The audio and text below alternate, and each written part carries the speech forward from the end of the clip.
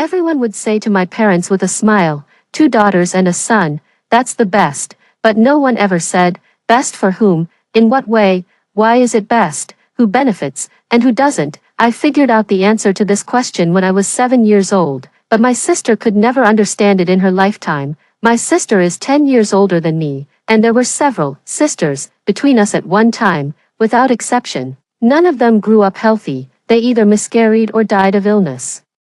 I must have been lucky to survive, as I was the one who got to stay. When I was 3 years old, the family finally welcomed a baby brother. My mother joyfully declared that she would stop having children from then on. My father also changed his previously lazy and defeated attitude, starting to work hard to earn money. They always liked to test my sister and me at the dinner table. What do you want to do when you grow up? My sister's answer always pleased our father the most. I want to earn lots and lots of money, buy a big house for the family, and get delicious food for mom and dad. He would laugh heartily, showering his sister with praise, and end with a sigh, oh dear, by then I'll be old. I don't know if I'll live to see your brother get married and have children, or if I'll ever get to hold a grandchild in this lifetime. His sister, being extremely filial, would always comfort him by going along with his words, don't worry. I'll earn money to buy a house for my brother and help him get married. They don't like me much, because I'm not good with words. Every time they patiently guide me, expecting me to give the right answer, I just stare at them blankly. So they say the second child is dull and lacks spirit, not as quick-witted as the eldest, but I was born quite cute. I heard that when I was little, a well-off distant relative took a great liking to me and wanted to adopt me. They discussed it with my parents multiple times, but nothing came of it. My mother loved to bring this up over and over again, with a subtle mix of pride and expectation in her expression as she told the story. She expected me to feel grateful for it, grateful that they kept me in this family despite their poverty. All the good food at home had to be given to my younger brother first. Your brother is still young and needs nutrition. Be good, Moore, and don't fight with him, okay? My name is Moore, the extra person in this family. The sister is named Happy, and everyone is delighted by her birth. The brother is named Precious, the treasure of the whole family. Only I am Moore, the extra one in this family. Everyone in the family says this. You were just an extra. Having your sister and brother is enough. They said it with smiles on their faces, straightforward as if it were the most natural thing, as if a child couldn't understand anything at all. I once stole and ate my younger brother's milk powder. I'd scoop a spoonful straight into my mouth and chew it dry, sweet, with a milky fragrance. It was the first time I had tasted something so delicious, but I didn't dare eat too much at once, afraid my mother would find out. However, I was eventually discovered and thoroughly scolded. I was too young back then, always craving snacks and couldn't resist sneaking a little bit. Little by little adds up, and it was easy to get caught. I was the only suspect in my mother's eyes. She would never suspect my sister because my sister didn't like powdered milk. Besides powdered milk, there were many other things my sister didn't like to eat, anything expensive or that our parents thought wasn't worth buying. She just didn't like. Occasionally when we had stewed ribs or stir-fried shredded pork at home, I would always be drooling with desire. But my sister would hold her bowl and hide away. I hate eating meat the most. Mother would smile helplessly and chide my sister with an indulgent tone for being picky. It's all because your father spoiled you. Then she would turn to pick out the best pieces of meat for my younger brother and say to me, eat less, look how fat you've gotten. Not a bit ladylike. How will you ever get married in the future? Then the whole family would laugh and chime in, yes, Moore, eat less, or you won't find a husband later. They wouldn't stop and eat in peace until my chopsticks no longer reached for the dining table. Because of my dullness, my parents never worried about hurting my self-esteem. They would say, the second child is the most thick-skinned, like a block of wood. People are often surprised when they hear that I come from a family of 3 children. Then, upon learning that I'm the second daughter with a younger brother, their surprise is tinged with a hint of pity. But when they speak to my parents, they'll nod approvingly and say with admiration, 2 daughters and a son, that's the best combination, you're truly blessed. Father and mother would always smile without answering. I once thought this was just polite talk from others, to save face for them having a boy without needing a second child. Only later did I realize they genuinely felt this way was good. As I mentioned before, because of my dullness, they thought I was slow, so they rarely cared whether I was present when speaking. One time, my father came home after drinking outside. He was in high spirits when he returned, holding my younger brother and teasing him non-stop. While playing with him, he said, "Our precious will be blessed in the future, with two older sisters. He'll never have to worry about food or clothes. His sisters will earn everything for him. They'll buy him a big house, a car, and even find him a new wife." As he said this, 6-year-old me was squatting in the yard, washing clothes.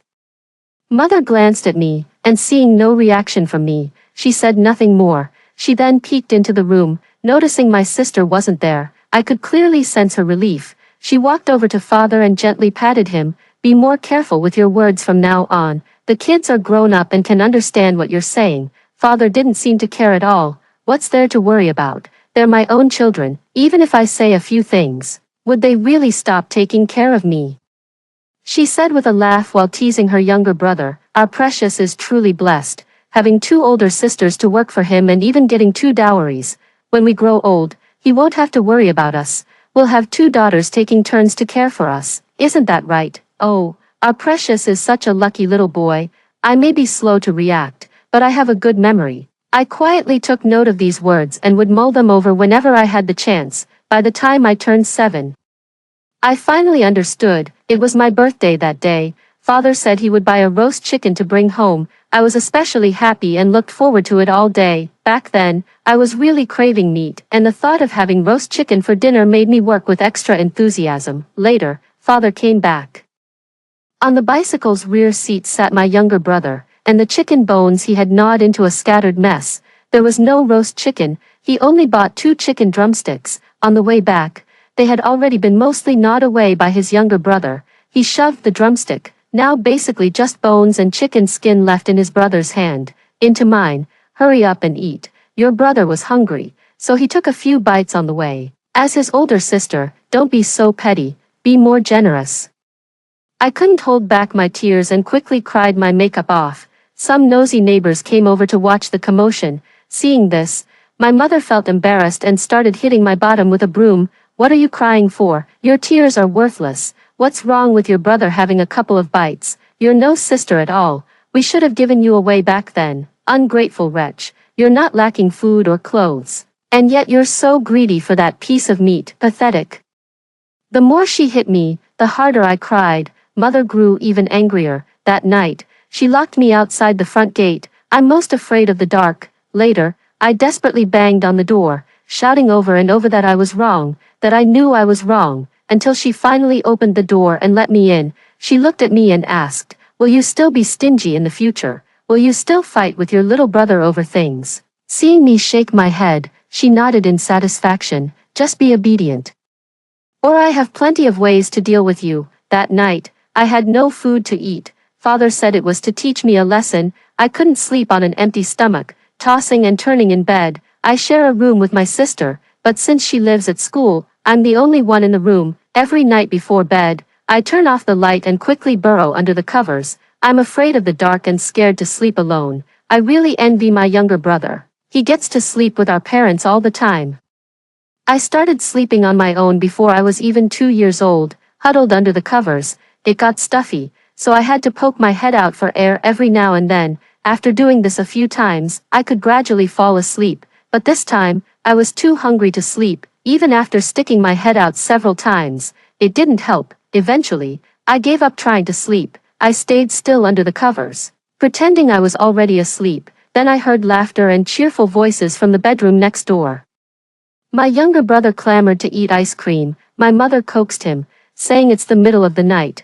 Where would we get ice cream? She promised to buy him some tomorrow. He threw a tantrum, refusing to give in. Before long, I heard my father's footsteps and the sound of the door opening. A short while later, my father returned with ice cream. The sound of footsteps, the door closing, and my younger brother's cheers traveled through the sliver of light from the door crack, reaching my ears under the blanket, where I was slightly sweating. Everything was understood without words. Just having turned 7 years old, I suddenly understood everything. It was as if a long-closed window had suddenly been opened, and my usual emotional numbness vanished in that instant. Whether it was fortunate or unfortunate, I couldn't tell. Everyone said I had become formidable when my mother cooked meat dishes. I no longer put down my chopsticks just because of what they said. I eat whatever my younger brother eats. When my mother tried to stop me again, saying I was too fat, I blinked and replied, but my classmates are about the same size as me, their parents even think they're too thin and say it's the time for growing, always urging them to eat more meat. Mom, are you saying this because you don't want me to eat? My mother opened her mouth but said nothing more. She quietly moved the plate a little closer to her younger brother, unable to reach it. I stood up to grab some food. Father smacked my head hard, saying, "What kind of behavior is this?" Like a starving ghost reincarnated, covering my head. I looked at him and said, "Mom moved the dish away." I couldn't reach it. My mother didn't expect me to be so blunt and felt a bit awkward. She shoved the dish right in front of me. Here, take it all." I neither cried nor got angry, just kept putting more meat into my own bowl. After that night, I understood one thing clearly. If I don't fight for myself, no one else will ever fight for me. Everything I want, I have to take and seize for myself. My sister clearly doesn't understand this principle. She always secretly gets angry and upset when my brother and I eat a few extra pieces of meat, thinking our parents are too pitiful. I said to her, "When we grow up, we can just buy them more. Isn't that fine?" She ignored me, saying I had no conscience and didn't know how to cherish our parents. Every time she served rice, Mother would always fill my sister's bowl to the brim, because she knew that my sister would always share the best from her bowl with her and father. Without exception, father would refuse with a look of resistance, even get angry, then viciously eat bite after bite of whatever sister put in his bowl. Sister would spend ages coaxing him with sweet words each time. Mother would pretend helplessness, acting as if she couldn't handle sister, eating a small portion herself while giving the lion's share to little brother whose bowl was already piled mountain high. My sister held the nearly empty bowl with a blissful smile on her face. She said this was what home truly felt like. I stared at the thin vegetable soup in her bowl for a long time before picking up a piece of meat for her. She paused, glanced at me, then slowly ate that piece of meat, chewing deliberately, savoring every bite. It turns out she also enjoys eating meat. As for me, I've learned to serve myself rice. I would directly tell my mother, "Mom, the portion you serve me isn't enough. I want to serve myself." My mother was taken aback, but for the sake of face, she couldn't say anything. Sometimes, I'm quite grateful for this. They care about face, so I have room to fight for my rights. I don't want it. This thing is completely useless, especially when I'm starving. My sister has always had a good reputation, with everyone praising her for being sensible and filial. Her academic performance is also excellent. Father especially enjoys taking her out to show off to others. Our eldest daughter scored first place again this time. Ha ha ha. She would even squeeze money from her living expenses to buy birthday gifts for her father and mother. Every time her father gave her money, she would only take a portion, saying she hadn't spent the last amount yet and that he could give less this time. She was the model child that all the neighbors envied. Meanwhile, I happened to be her exact opposite. My grades were neither good nor bad, just passable, but far from being something my father could proudly boast about. I had a sharp tongue, and whenever they treated me unfairly, I would loudly complain about their favoritism and injustice, which was quite effective against my father who cared deeply about face. I never shortchanged myself, refusing to pinch pennies from my living expenses to satisfy their vanity. Every time my mother tried to hint that she wished I could be more like my sister, I would just look at my younger brother. "Didn't your brother also not send anything? He can't even remember your birthdays. Unlike me, at least I know to say happy birthday. I just follow whatever my brother does." When our father took us out, someone teased him, "Old Chen, looks like you've raised two sons." My father could only force an awkward smile, then turn his head to glare at me fiercely. On the way back, whenever he showed any intention of scolding me, I would start wailing and running outside. The crying would always attract onlookers, and with so many people around, they'd feel too embarrassed to do anything to me. They could only scold me half-heartedly with a few harmless words. How can a girl be so wild like a monkey? No manners at all. Why did I give birth to such a thing? Why can't you learn from your sister? Serves you right for being the extra one. Should never have had you. My sister started dating a guy in college. That boy treated her very well, was considerate, and they had a great relationship. There was just one thing. The guy's family was from out of town. When he came to the house carrying a pile of gifts, my parents had dark expressions the entire time. Through conversation, they learned that the guy's family wasn't well off financially, which made them even more displeased. They immediately pressured my sister to break up with him. Our daughter won't marry someone from out of town. You two should break up now. The guy immediately responded that he could buy a house and settle down in the girl's hometown. It was clear that he genuinely liked my sister. My sister also gave him a touched glance. The father and mother were still not satisfied and directly laid out their demand, 300,000 in betrothal gifts, not a penny less. The young man froze. Uncle, auntie, I just graduated and can't come up with that much all at once. The father immediately started shooing him away. If you can't afford it, then leave quickly. Don't waste my daughter's time. After the boy left, my sister kept crying. Mother was trying to comfort her by her side. Sweetheart, your father and I are doing this for your own good. Think about it. His family has no money, no house, and he's from out of town. If you marry him, how much hardship would you have to endure? Not asking for much bride price. That won't do. This is the sincerity he must show. Otherwise, when you marry into his family, your in-laws will look down on you. And others will laugh at our family for giving away a daughter for free. Wouldn't that be like paying to marry you off? Trust your parents. We only want what's best for you. Your father and I just hope you can live a good life. Be obedient. There are plenty of good options here. I'll definitely pick the best one for you. They locked my sister at home. That boy came a few times, but was chased away by father each time. My sister cries every day. I ran over and asked her, Sis, do you really like that guy? She nodded. Then I asked her what she liked about him. She thought for a while and told me that the guy would bring her brown sugar ginger tea when she wasn't feeling well, remind her to eat properly every day, and try to cheer her up when she was unhappy. When they ate together, he would even give her the chicken drumstick from his own bowl. The only thing I really took in was that he was willing to share his chicken drumstick with my sister. Someone who's willing to give away their chicken drumstick probably can't be that bad, right? I asked her, will you be happy with him? My sister thought for a moment, then nodded. I think so. I took out the household register and my sister's ID card that our mother had hidden from behind my back. Here, sis. My sister was shocked as she took the household register from my hand. More, you, I whispered. Shoo, keep it down. I secretly took these from Mom's room. My sister looked at the household register and ID card in her hand with a complicated expression. Aren't you afraid Dad and Mom will hit you? They'll definitely be angry if they find out you stole something. I smiled at her. It's okay. As soon as they hit me, I'll run away. Once I'm out, they won't hit me anymore. I continued. Sis, I'll cover for you tonight. You should pack your things in advance. My sister hesitated for a moment, but Mom and Dad will definitely be furious if they find out. I asked her, so are you willing to marry the blind date they introduced to you? The blind date our parents favored was nearly 10 years older than my sister. His family was in business, very wealthy, with multiple properties. They took a liking to my sister for being young, beautiful, and a college graduate, proactively raising the bride price to 500,000 yuan. Our parents were overjoyed and agreed on the spot.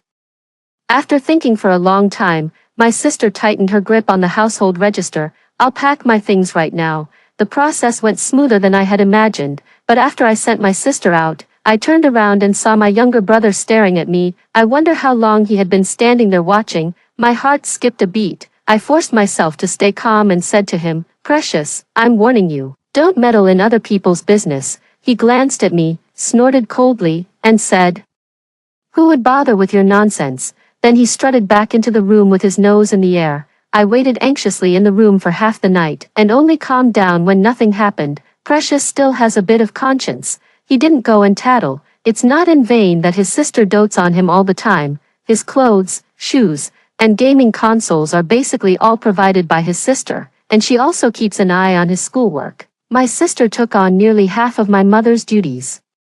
However, paper can't wrap up fire forever. The next morning, I was woken up by a feather duster. My father and mother dragged me up, beating me while asking where my sister had gone. I gritted my teeth and refused to admit it. If asked, I just said I didn't know. I fell asleep early last night and didn't see where my sister went. Mother rushed to her room to search and found that the household register and ID card were missing. She went mad, grabbing me by the neck and demanding to know if I had stolen them. I was being choked to the point of suffocation, and it wasn't until my father feared I might actually die that he stood up to stop my mother. The two of them sat in the room, overwhelmed with worry. Just like that, the $500,000 that was within their grasp slipped away. Fuming, they cursed as they vented their anger. I knelt in the yard, punished by being denied food. Precious crouched in front of me, holding the pork rib soup his mother had stewed for him. Smells so good. I reached out to grab his bowl. He dodged it effortlessly. You've got some nerve, daring to steal my food. Don't think I won't tell Mom it was you who secretly let sister go. I glared at him coldly. If you dare say a word, you're dead. He got angry. What am I afraid of? I even know it was you who stole the household register. If I tell Mom and Dad, they'll definitely beat you to death. I didn't say a word, glaring at him fiercely. After a while, he walked away with his bowl. So boring. Precious didn't snitch, but my sister came back very soon. After she left, my mother texted and called her every day, saying how miserable and regretful she was. She said she shouldn't have pressured her so much and should have discussed things slowly. She also said they acted that way because they were afraid she might be deceived by bad people.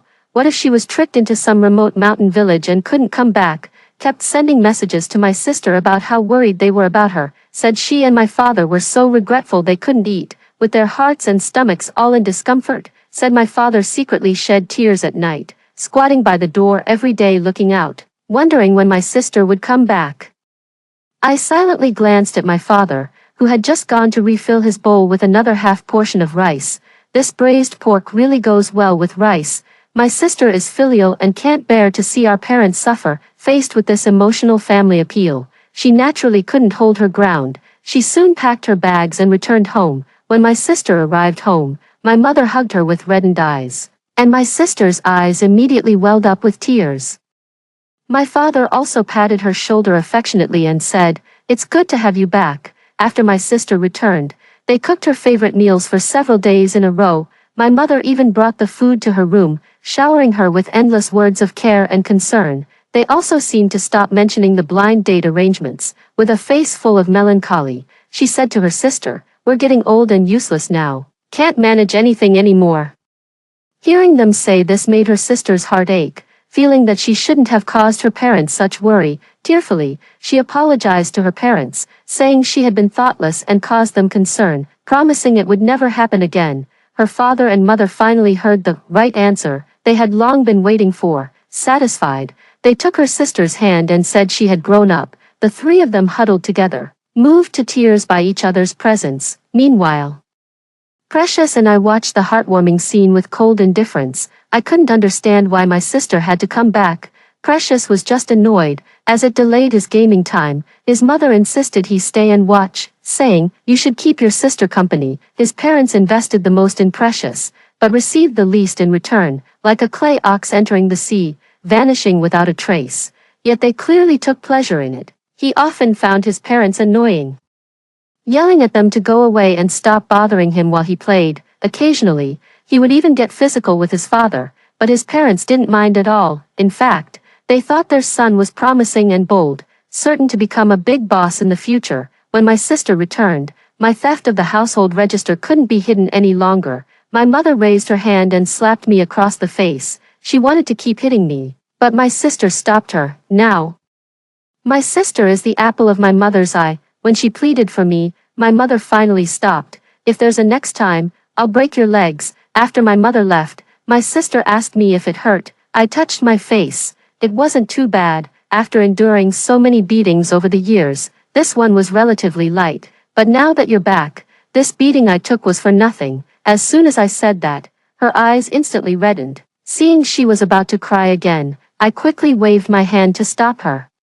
"Forget it, as long as you're happy with it." From then on, I stopped meddling in other people's business. My sister took the initiative to break up with that guy. I asked her, "Don't you like him anymore?" She remained silent for a long time before softly uttering a sentence. "Liking someone doesn't necessarily mean you have to be together." At the wedding, Precious held the big red envelope given by the groom, grinning from ear to ear. Somehow, it's an unlucky tradition. When the sister gets married, not only does the brother not give a gift, but he also gets a big red envelope. I heard that when the brother gets married later, the sister has to give an even bigger gift. Father and mother were also laughing happily. boasting to the relatives at the banquet about how sensible and filial my sister was, while constantly serving Precious the best dishes. I glanced at the groom, his face shiny with grease.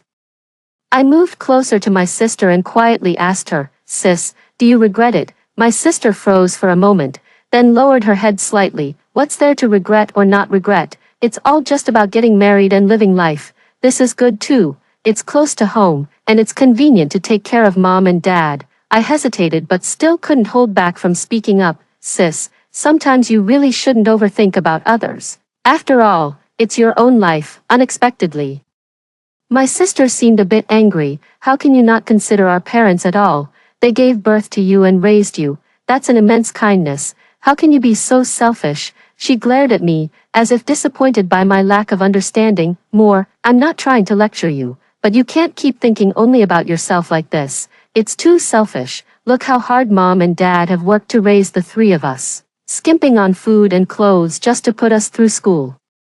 We should be grateful. That's our duty as their children." I didn't say anything more. After getting married, my sister changed a lot. She gradually started to resemble our mother. She became increasingly critical of me. For example, during meals, she would repeatedly remind me to eat more vegetables in front of me and not just go for the meat. In the past, when my mother scolded me like this, she would occasionally stand up for me, saying it was fine for me to eat more since I was still growing.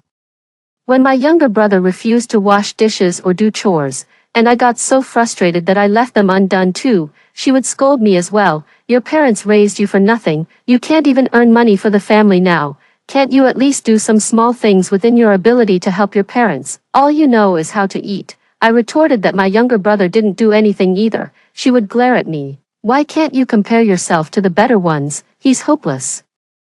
And you still expect something from him." Every time my sister comes back, she brings loads of gifts. Most of them were nutritional supplements bought for her father and mother, along with some daily necessities. She would always say to her mother with heartfelt concern, "Don't give it all to Precious. These were specially bought for you, brought back from out of town by someone. They're good for elderly people's health." Her mother would cheerfully agree each time, only to turn around and feed them to her precious son. In the past, she would occasionally snuggle up with me under the same blanket and share amusing stories about her school life. Those were some of the rare happy moments I had at home. But now, whenever I dress up a little nicer, she scolds me in a reproachful tone, saying I'm going to school to study, not to dress up so flashily, and that it affects my learning. It feels like the distance between us is growing wider and wider.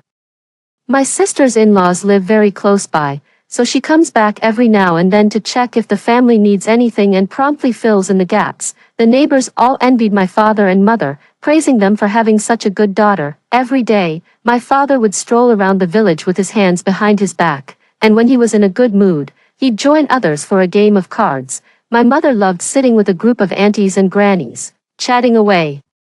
The most frequent topics were everyone's praise for my sister and how wealthy her in-laws were. Each time, my mother would end the conversation utterly satisfied, as if she had stumbled upon a fortune. Father would pat Precious on the head and laugh, saying, "If you can't find a job in the future, your brother-in-law will arrange one for you." Precious got a taste of the benefits at her sister's wedding. Giggling, she pointed at me and asked, "When second sister gets married, can I get a big red envelope too?" Mother smiled with doting affection and said, "Of course, when you get married, both your sisters will have to give you grand gifts." Father smiled smugly. "I think we should have each of them give us a house." Precious cheered upon hearing this. "I want to get married soon." Hearing this, father and mother laughed even more joyfully. "Silly child, it's still too early. You have to wait until you grow up." From then on, Precious would occasionally tease me with a few annoying remarks. More, "Don't go to school anymore. Hurry up and get married so you can earn me a dowry.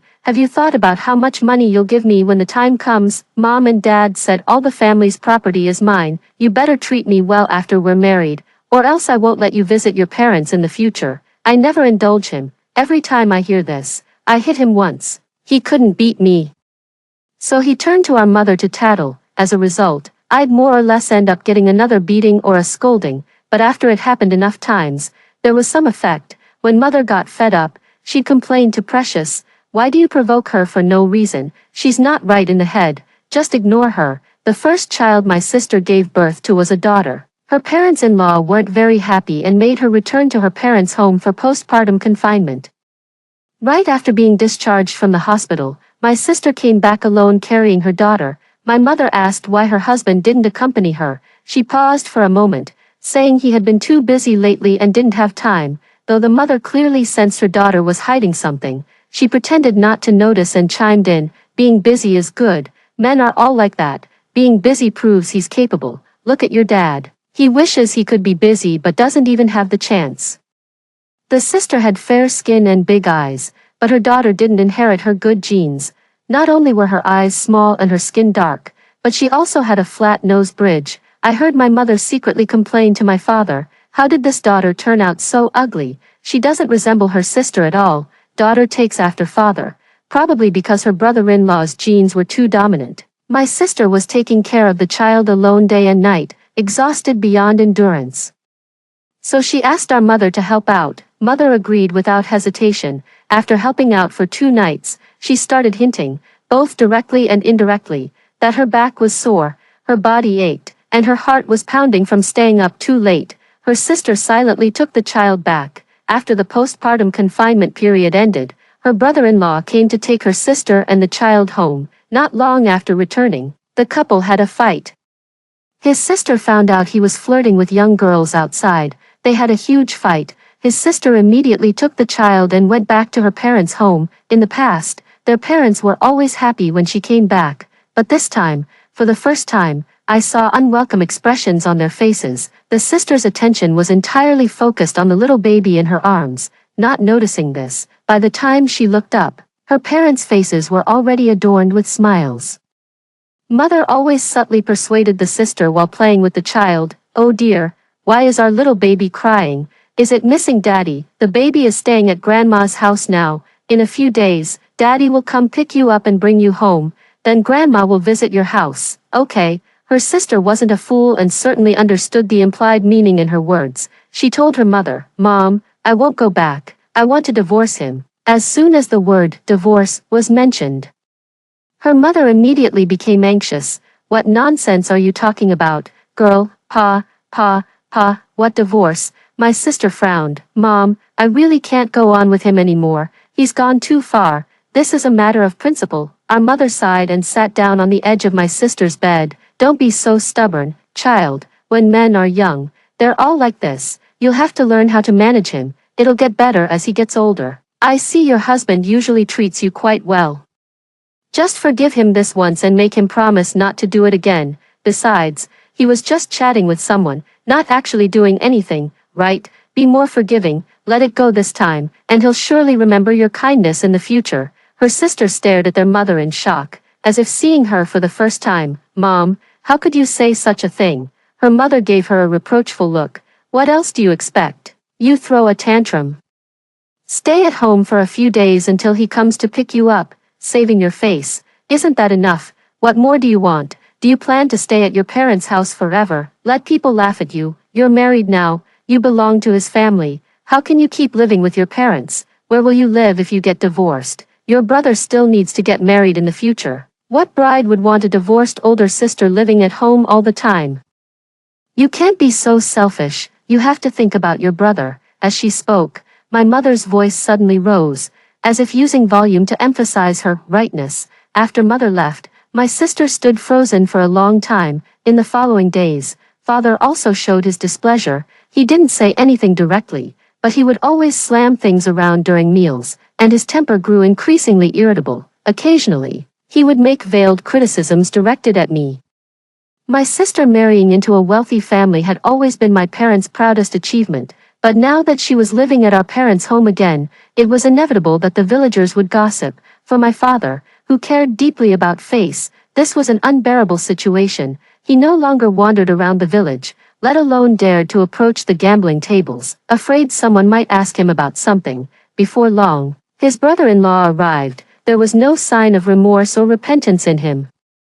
He took a drag of his cigarette, glanced sideways at his sister, and said impatiently, "Are you coming or not?" His indifferent attitude made it seem like he was just completing a task. It was later revealed that this was indeed a task assigned by his parents, to bring his sister back home, or else they would freeze his credit cards. His sister, holding the child, showed no reaction. Mother and father were overjoyed, welcoming his arrival with boundless enthusiasm, offering cigarettes, serving tea and water, peeling fruits for him, and bustling about with great delight. Seeing her sister remain silent, Mother quickly answered on her behalf, "Go, of course we'll go. Happy has been talking about it for days. She and the child miss you terribly, just waiting for you to come pick them up." Father nudged Mother. "Hurry up and pack the girls' things." Mother responded repeatedly, "Yes, I'll go right now." Sister remained silent as Mother pushed her into brother-in-law's car. After the car drove away, both of them sighed in relief simultaneously. Father continued on his way to the gambling den. My mother immediately dove into the village gossip circle, boasting to everyone about how her son-in-law had come to pick up her daughter and how amazing his car was. After that, my sister came home less frequently. When my mother called her, she said the child was too young and she couldn't get away. So my mother started her usual emotional tactics again, recounting everything from my sister's birth to her career, detailing all the hardships and struggles she and my father had endured. My sister's heart melted as soon as she heard it. The next day, she came back carrying bags of all sizes. Mother looked at those packages with a happy smile, but still said, "You didn't have to bring so many things just to come back. Really, I just don't know what to do with you. I know that after my sister leaves, she will open each gift one by one, scrutinizing and commenting on them, figuring out which ones are worth bragging about and which are just worthless cheap stuff. She never worries about me seeing it, because she believes she can never count on me in this lifetime. As for all her expectations of me, they probably just boil down to hoping for a hefty bride price when I get married. She doesn't expect to gain emotional support or rely on me for her old age." From the age of 7, I started opposing her in everything. No matter the beatings or scoldings, I never changed, and she long ago gave up on me. When chatting with others, my sister is her tool for showing off, while I'm the one who drags her down. When others expressed their envy towards her, she would bask in it while also timely showing that every family has its own troubles, perfectly balancing out the outsider's jealousy. "Oh, don't even mention it. Our second child is driving me crazy. She's already grown up but still doesn't understand anything. Always arguing with me, stubborn as a mule. I wonder which family would dare to take her in. If she could be even 1/10 as good as her older sister, I'd be satisfied." Sigh, "It's my fault too. Maybe I shouldn't have kept her in the first place. She's just an extra burden." Someone comforted her. "Not everyone can be as sensible and filial as Happy. Such good fortune is rare." She sighed. "If they were all like Happy, I'd be willing to have 10 daughters." Someone joked. "Then would you be willing to swap your precious for another Happy?" Her face darkened immediately. "It's your son who should turn into a daughter." See, in her eyes, no matter how perfect a daughter is, she can't compare to a single toe of a son. During my college entrance exams, I performed exceptionally well and got into a fairly good university, but they weren't very willing to let me go. "It's too far away. Girls don't need to read so many books. Finishing high school is enough."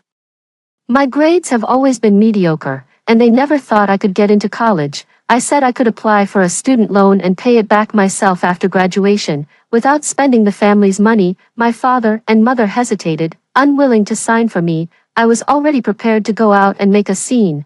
If all else failed, I would borrow money from relatives, but an offhand remark from Precious changed their minds. He pointed at me and asked my father, "If she goes to college, can we ask for a higher bride price later?" My father's eyes immediately lit up, praising him for being clever and smart. In our hometown, a girl's higher education means more bargaining chips for marriage, and the bride price would be higher than usual. My sister is a prime example. Father stared at me for a long time. I knew what he was thinking. He wanted to make me like my sister, to marry into a wealthy family that could support my brother, but clearly, he felt I wasn't as easy to control as my sister, so he hesitated. In the end, perhaps tempted by the prospect of a hefty dowry, he decided to let me go to college. "Agreed, I'll sign the student loan for you, but you'll have to earn your own living expenses." I nodded, never having expected him to cover my living costs in the first place. Throughout college, I was constantly busy, always juggling part-time jobs,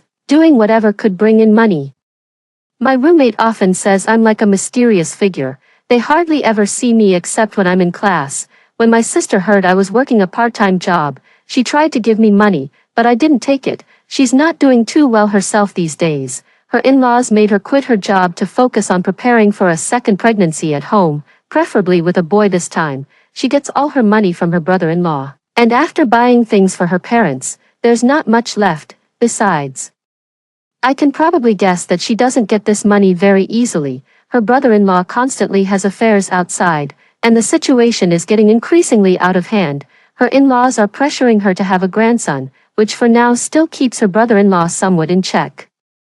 But who knows what will happen in the future. Precious didn't get into college, and his father wanted him to retake the exams for another year, just to scrape by and get an undergraduate degree. He refused. "Dad, didn't you say I could just follow my brother-in-law and get by?" Unable to deal with his stubbornness, his father went to his sister and asked her to talk to her husband about taking Precious under his wing. My sister was in a dilemma. She really didn't want to ask him for help. Father's eyes turned red with urgency. "Are you just going to watch your brother become a good-for-nothing at home? You're his sister. If you don't take care of him, who will? Do you want me to die without peace in my heart?" As expected, my sister compromised again. When I went back during the holidays to see her, her complexion was getting worse. I said, "Sis, you need to take better care of yourself." She nodded, smiling wearily. "I know, it's just that I haven't had much appetite lately." She was pregnant with her second child, her belly swollen, while her eldest daughter kept tugging at her hand and fussing non-stop. Then, abruptly changing the subject, she said, "You're about that age now, you should try dating. Don't always make mom and dad worry about you." I stared thoughtfully at her daughter who kept clinging to her. "Sis, are you happy in your marriage?" She looked at me, opened her mouth, but said nothing. Finally, she uttered, "It's all about getting by." It's the same for everyone. What's there to say about happiness or not? I couldn't tell if those words were meant to console me or to comfort herself. After working under her brother-in-law for several years, Precious finally got married. Her sister had a son as she wished with her second child, and her status in her husband's family suddenly rose. Her in-laws even gave her some financial control. So when Precious got married, her sister was very generous and gave her a large sum of money.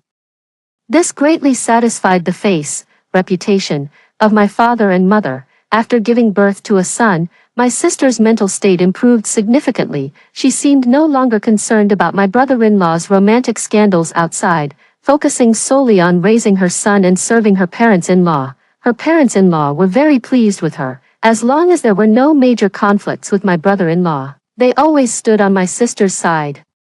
My parents are quite satisfied with their current life, except when it comes to me. After graduating from college, I didn't even go home and went straight to another city, focusing on working to pay off my loans. I avoid answering their calls whenever possible, only occasionally updating them when I'm in a good mood. I was on a business trip when Precious got married, so I didn't go back at all, of course. Even if I hadn't been on a trip, I wouldn't have gone back either. I'm no fool. On the phone, I just said one thing: no money, still paying off loans. How about you lend me some first? I'm particularly grateful that both my parents are extremely concerned about face. I know they wouldn't actually come and force me to pay up. At most, they'd just curse me out in front of all our relatives and friends, saying how unfilial I am. What a heartless ingrate. After Precious got married, mother started to feel a bit annoyed that sister came back to the family home too often.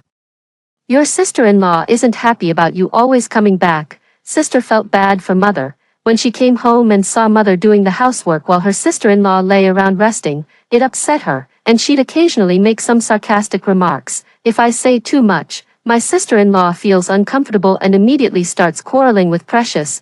Precious then goes to complain to her mother. Over time, the mother also begins to harbor some resentment toward her sister. After hearing this, the sister felt angry and stopped visiting as often, but the mother kept calling her every few days to complain about trivial conflicts with her daughter-in-law. This made the sister furious, feeling her parents had suffered immense injustice. Now financially secure and assertive, the sister stormed back to her parents' home and berated her sister-in-law. The confrontation reportedly turned into a complete uproar. At first, the mother tried to mediate, but then for some reason, she stood in front of her son and daughter-in-law, accusing the sister of meddling too much. "A married daughter is like spilled water. Stop interfering in your parents' affairs. You're making a fool of yourself." The sister was stunned on the spot. How had she suddenly become the villain? Wasn't she there to stand up for her parents? How come neither side is satisfied? After this incident, My sister-in-law actually grew closer to my mother.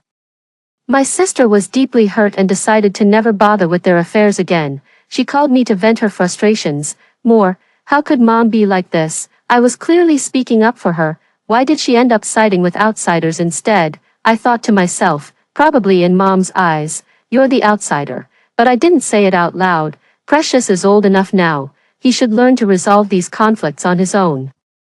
You shouldn't always step in to solve things for him. These are issues he should be handling himself. My sister was fine until she heard me say that, and then she got upset. More, how can you be so heartless? He's our own brother. If we don't take care of him, who will? You've always been this selfish and cold-hearted since you were little. Don't you even feel sorry for mom and dad, after all they've done to raise you and put you through school? I quickly cut off her nagging. They paid for you, not me. I worked part-time to earn my tuition and living expenses. In fact, I still haven't paid off my student loans yet. With that, I hung up the phone. Just kidding them, I'd already paid off my loan long ago. But in front of them, I maintain my broke persona, the kind who works their fingers to the bone but still can't save a dime. Whenever I mentioned asking them for money, they would fall silent, only to scold me with phrases like, "Your college education was wasted." No surprise there. Before long, my sister reconciled with our mother. I really didn't want to know what they said to each other, how they could let bygones be bygones and resume their loving mother-daughter relationship. The very thought makes me sick. Of course, they would never give up on pressuring me to get married. Precious is waiting to collect my bride price. They've practically mobilized all their relatives and friends to persuade me, trying to force my compliance through emotional blackmail. I don't buy it at all. I block every call that comes through. Precious threatened me with the household registration book. Your household registration is with me. If you want to get married, you must get the family's approval. Don't even think about marrying some poor guy you find outside on your own. I couldn't be bothered to deal with him. Then you hold on to it, keep it until you're in the coffin. I never planned to get married in the first place. Later, when it became too much to bear, I finally gave my parents a call. I've made up my mind. I'm ready to start looking for a partner. On the other end of the line, it was as if they had heard something unbelievable. They were stunned for a long moment before finally reacting, exclaiming excitedly, "We'll find someone for you, someone close to home. Definitely better than your sister's match." I nodded and said, "I think so too, but I like girls. If you come across someone suitable, you can introduce me." After a long silence on the other end of the phone, angry curses came through. "You're insane. Are you out of your mind? Disgraceful thing. How did I end up with someone like you? Are you out of your mind? You're a pervert, a lunatic." I held the phone far away, only bringing it back after the yelling stopped, and calmly said to them, "I'm not joking with you, I'm serious. If you don't want to introduce anyone to me, that's fine. I'll bring someone suitable home for you to meet when I find them. Same-sex marriage is legal abroad too. When I get married, I'll come back to our hometown to hold a banquet. Make sure you attend." Okay. I hadn't finished speaking when the other end already hung up the phone. Within minutes, my sister called. She asked why I had made our parents so angry. And they even tried to get her to persuade me. My sister was completely confused, not knowing what she was supposed to persuade me about. Probably they felt too ashamed to say it out loud. Then, I photoshopped an image and sent it to them, attached with the text, "This is my ex-girlfriend. Just find someone who meets this standard for me." My mother received the picture and called to scold me again. I replied with one sentence. "I heard my second aunt is now working as a matchmaker. She must have a lot of resources, right? Mom, can you give me her number? I'll ask if she has any suitable matches." The scolding suddenly stopped. After a long while, a message finally came through from the other end. "You're still young, no need to rush into marriage. Let's wait and see. Don't call your second aunt, and don't mention that matter to any other relatives." I smiled and turned off my phone. Over all these years, their sister had given them so much to boast about. And as people who highly valued face, they cherished this even more. Having grown accustomed to the flattery from relatives, they couldn't bear to hear even a single negative word now. Relations among relatives are extremely delicate. On the surface, they appear affectionate and complimentary, but beneath it all, a sense of competition is constantly at play, just waiting for the right moment to seize on your weakness and mock you mercilessly. They knew all too well that those so-called friends and relatives were just waiting to see them fail, doing everything they could to drag them down. even though they themselves weren't living particularly happy lives either. No one can bear to see others doing better than themselves. Auntie Air was the biggest gossip in the family. Anything she knew would surely be broadcast to the whole world. At the same time, she had also been Mother's object of boasting for many years. The second aunt's child didn't marry as well as her sister, nor was she as obedient and filial. She envied her mother, but also resented her. Her mother was fully aware of this, yet would deliberately flaunt it in front of her. On the surface, they appeared to be affectionate sisters, but behind the scenes, they were constantly competing with each other. Almost everyone knew that second aunt was looking forward to seeing Mother's misfortune. She had once tried to persuade her sister to divorce, but failed. Not long after turning off her phone, Mother sent another message. Whatever you do, don't tell your second aunt, don't call her. Indeed, this move is truly effective. After competing with them for so many years, I clearly know where their weaknesses lie. They fear losing the halo they've maintained for so long. Later, I heard that Precious gave birth to twins. The mother was busy taking care of the children and was truly exhausted, her back and body aching from the strain. But there was no other way, my sister-in-law said. Before the birth, we agreed, I would just give birth, and you would all take care of raising them. Now I need to rest properly, so don't bring the children to disturb me. Naturally, my father wouldn't get involved in such trivial matters. Precious found working too tiring and had long since quit her job. She stayed at home every day playing games, claiming it was to help take care of the children for her wife. In reality, all the work was taken care of by our mother. My sister, feeling sorry for our mother, always went back to help, both giving money and buying things, yet she rarely received any appreciation for it. Our mother would always pour out her grievances to her, but when my sister stood up for her, she would turn around and advise her not to make a big deal out of it. Over time, my sister would always bottle up her anger. She then followed our mother's example and started confiding these issues to me. But I wasn't having any of it. The moment she began talking about family matters, I'd hang up immediately, never giving her a chance to speak. When she tried to educate me, I'd also hang up the phone right away. Over time, she stopped telling me about these things. I was happy to be relieved of the burden. Later, my mother fell ill from exhaustion. My sister took care of her alone in the hospital. She suddenly remembered, somehow, that she still had that little daughter. So she called and begged me to go back and see her. Sounding utterly pitiful, I went back for a visit. As soon as I entered the hospital room, I heard her arrangements. Your sister comes during the day, and you come at night to keep me company in the hospital. I asked, what about Precious? Why doesn't he come? Mother stiffened and shouted, why compare yourself to him? He's busy playing games at home, I bet. My sister also said, taking care of our parents is naturally a daughter's duty. Why do you keep mentioning Precious? I glanced at her. Now she, too, was talking about duties all the time. I thought about it again. After all, she carried me for 10 months and raised me. I should take care of her for a few days as a way to fulfill my filial duty. So I agreed. At night, my mother began to probe indirectly, asking how much savings I had. You've been out there for so many years, you must have saved quite a bit.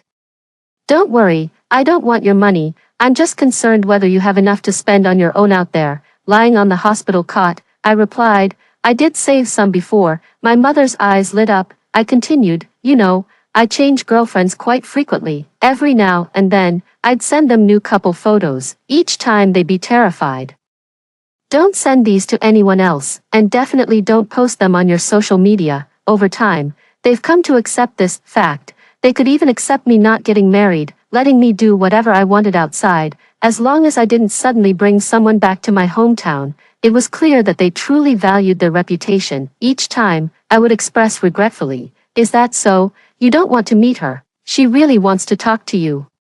The two on the other end would immediately refuse. No need. Whatever you do, don't come back. My mother frowned immediately when I mentioned my girlfriend, trying to stop me from continuing. There were other patients in the ward, but I ignored her and went on. I had a girlfriend who said she was willing to marry me, but who would have thought she was actually a scammer? She took all my money and even tricked me into taking out loans. Now with the interest piling up, I owe a huge amount.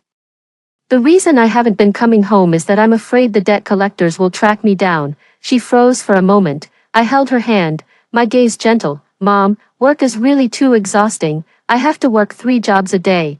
Could you lend me some money first, so I can pay off this month's bills? Mother withdrew her hand, forcing a stiff smile. Where would I have money? The money I have is still what your sister gives me. Afraid I might say something even more shocking.